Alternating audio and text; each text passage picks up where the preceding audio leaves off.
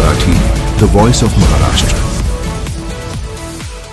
कोयना विभागातील तळीये पश्चिम तालुका पाटण येथील अल्पवयीन मुलीला वाटोळा येथील युवकाने फूस लावून पळून नेत तिचा निर्घुण खून केल्याची धक्कादायक घटना उघडकीस आली आहे। खुनानंतर पुरावा नष्ट करण्यासाठी मृतदेह वाजेगाव तालुका पाटण येथे कोयना नदीच्या किनाऱ्याजवळ पुरण्यात आल्याचे पोलीस तपासामध्ये समोर आले।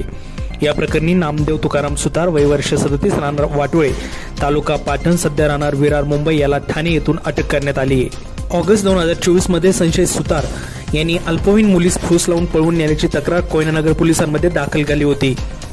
त्यानंतर ठाणेनगर पोलिसांनी संशयिताला रेल्वे परिसरातून ताब्यात घेऊन चौकशी केली असता त्यावेळी त्यांनी युवती गरोदर असल्याचे कळल्यावर प्रकार उघडकीस येईल या भीतीने तिचा गळा ओढून खून केल्याची कबुली दिली आहे।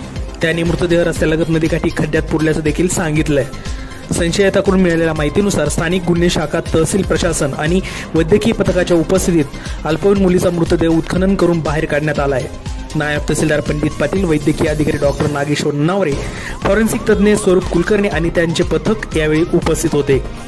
संशयिताला रितसर पोलीस ठाण्यामध्ये कोठडीत ठेवण्यात आले असून पाटणचे उपविभागीय पोलीस अधिकारी विजय पाटील, पोलीस निरीक्षक अविनाश कवठेकर, सहाय्यक पोलीस निरीक्षक SK ओलेकर, स्थानिक गुन्हे शाखेचे फौजदार शिंगाडे, पोलीस हवालदार SR ओहळ, अजित शिंदे, संतोष गायकवाड, साबरी मुल्ला, मंगेश महाडिक, सनी आवटी, धीरज महाडिक, राजेंद्र नाळे, अजय पवार, सुजित निंबाळकर, अशोक निकम, साहिल निकम यांनी तपासामध्ये आपला सहभाग नोंदवला। या प्रकरणाचा पुढील तपास सहाय्यक पोलीस निरीक्षक SK ओलेकर करीत आहेत।